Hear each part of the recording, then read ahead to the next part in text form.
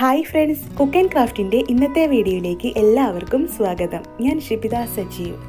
കുറച്ചൊന്ന് വെറൈറ്റി ആയിട്ട് ഉണ്ടാക്കാൻ പറ്റിയിട്ടുള്ളൊരു ഗോതമ്പ് ദോശയുടെ റെസിപ്പി ആയിട്ടാണ് ഞാനിന്ന് വന്നിട്ടുള്ളത്. വീഡിയോയിലേക്ക് പോകുന്നതിന് മുന്നേ ഈ ചാനൽ ആദ്യമായിട്ട് കാണുന്നവരുണ്ടെങ്കിൽ താഴെയുള്ള സബ്സ്ക്രൈബ് ബട്ടൺ പ്രസ് ചെയ്യാൻ മറക്കരുത്. കൂടെ തൊട്ടപ്പുറത്തുള്ള ബെല്ലൈക്കണിലെ ഓൾ എന്നും കൂടി ക്ലിക്ക് ചെയ്തെങ്കിലുള്ളൂ ഞാനിടുന്ന വീഡിയോസൊക്കെ നിങ്ങൾക്ക് നോട്ടിഫിക്കേഷനായിട്ട് കിട്ടുള്ളൂ. ഇനി നമുക്ക് വീഡിയോയിലേക്ക് പോവാം. ഈ ഒരു ഗോതമ്പ് ദോശ ഉണ്ടാക്കാനായിട്ട് നമുക്ക് ആദ്യം തന്നെ ഒരു ബൗളിലേക്ക് 1/4 കപ്പ് ഗോതമ്പ് പൊടി ഇട്ട് കൊടുക്കാം.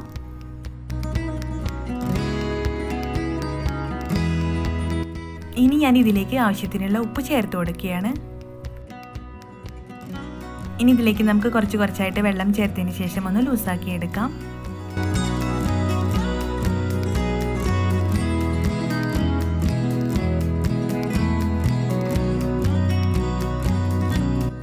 ഇവിടെ ഇപ്പോൾ ദോശയിലേക്കുള്ള മാവ് റെഡി ആയിട്ടുണ്ട്. അധികം ലൂസാവാനും പാടില്ല, അതുപോലെ തന്നെ കൂടുതൽ കട്ടിയാവാനും പാടില്ല. ആ ഒരു രീതിയിൽ വേണം നമുക്കിവിടെ മാവ് റെഡിയാക്കി എടുക്കാനായിട്ട്.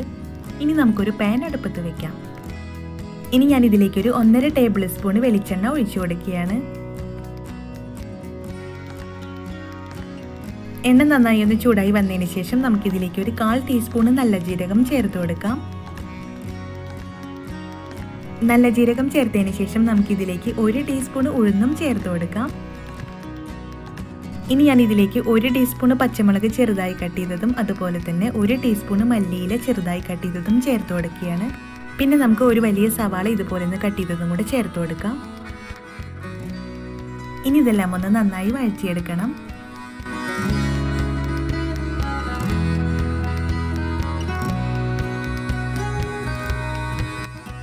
സവാള വഴറ്റിയെടുത്തതിന് ശേഷം നമുക്കിതിലേക്ക് ഒരു 1/4 ടീസ്പൂൺ മഞ്ഞൾപ്പൊടി ചേർത്ത് കൊടുക്കാം. മഞ്ഞൾപ്പൊടി ഇവിടെ ചേർത്ത് കൊടുക്കണം നിർബന്ധമില്ല. നല്ലൊരു കളർ കിട്ടാൻ വേണ്ടിയിട്ടാണ് ഞാനിവിടെ മഞ്ഞൾപ്പൊടി ചേർത്ത് കൊടുക്കുന്നത്. ഇനി നമുക്കിതിലേക്ക് ചേർത്ത് കൊടുക്കേണ്ടത് തേങ്ങയാണ്. അതിനായിട്ട് ഞാനിവിടെ അരമുറി തേങ്ങയാണ് എടുത്തിട്ടുള്ളത്. അതുകൂടി നമുക്കിതിലേക്ക് ചേർത്ത് കൊടുക്കാം. തേങ്ങ ഇവിടെ കൂടുതൽ വറുത്തെടുക്കേണ്ട ആവശ്യമില്ല, ജസ്റ്റ് ഒന്ന് ചൂടാക്കി എടുത്താൽ മതിയാവും.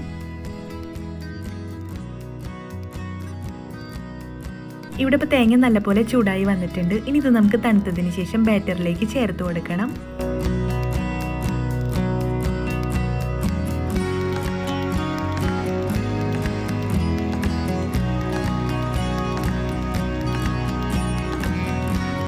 ഇനി നമുക്കിതെല്ലാം ഒന്ന് നന്നായി മിക്സ് ആക്കി എടുക്കാം.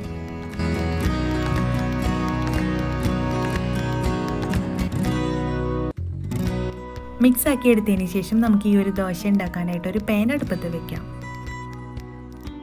പാൻ നല്ലപോലെ ചൂടായി വന്നതിന് ശേഷം നമുക്കിതിലേക്ക് മാവ് ഒഴിച്ചു കൊടുക്കാം. അതിനുശേഷം ജസ്റ്റ് ഇതുപോലെ ഒന്ന് പരത്തി കൊടുക്കാം.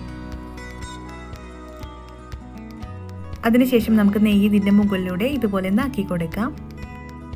ഒരു സൈഡായി വന്നാൽ നമുക്കിത് മറിച്ചിട്ട് കൊടുത്തും കുക്ക് ചെയ്തെടുക്കണം. ഇവിടെ ഇപ്പോൾ ഗോതമ്പ് ദോശ ആയി വന്നിട്ടുണ്ട്. ഇനി ഇത് നമുക്കൊരു പ്ലേറ്റിലേക്ക് മാറ്റാം. ഇതുപോലെ ഇനി നമുക്ക് ബാക്കിയുള്ളതും കൂടെ ഉണ്ടാക്കിയെടുക്കാവുന്നതാണ്.